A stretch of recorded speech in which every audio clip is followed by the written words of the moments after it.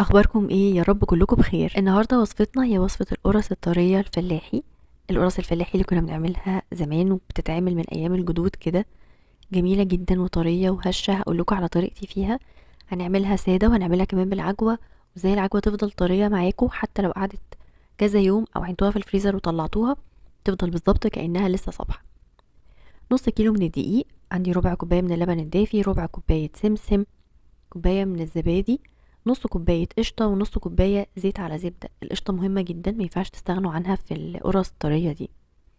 هنجيب الأول اللبن الدافي، نحط عليه معلقة صغيرة من الخميرة ومعلقة صغيرة من السكر ونقلبهم ونخليها على جنب عشان نتأكد ان الخميرة شغالة.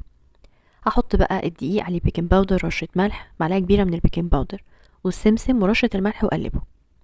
طبق تاني هحط القشطة والزبادي والزيت والزبدة، تقدروا تخلوا الكمية كلها زبدة أو حتى سمنة، وهقلبهم حلو مع بعض.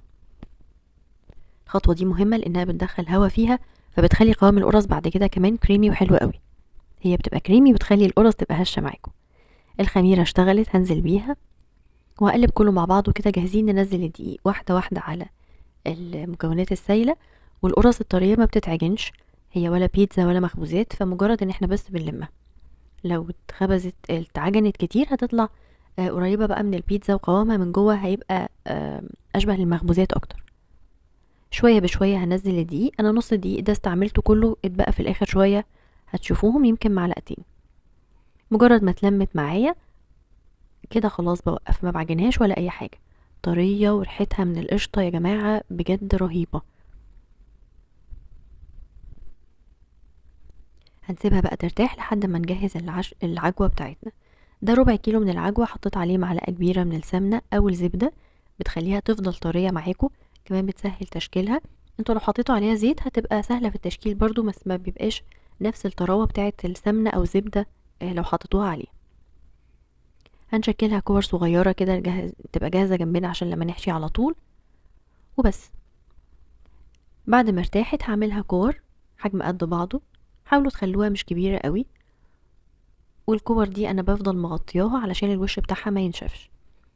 بعد ما ارتاحت بجيب اول واحدة بقى انا كورتها واحط فيها العجوة كده واقفل عليها كويس، وتأكدوا ان انتوا قفلتوها من تحت حلو علشان ما تطلعش في الفرن وتتلسع. بضغط عليها بايديا بسيط كده، وخلوا الكورة تبقى كلها متساوية عشان يطلع شكلها ظريف.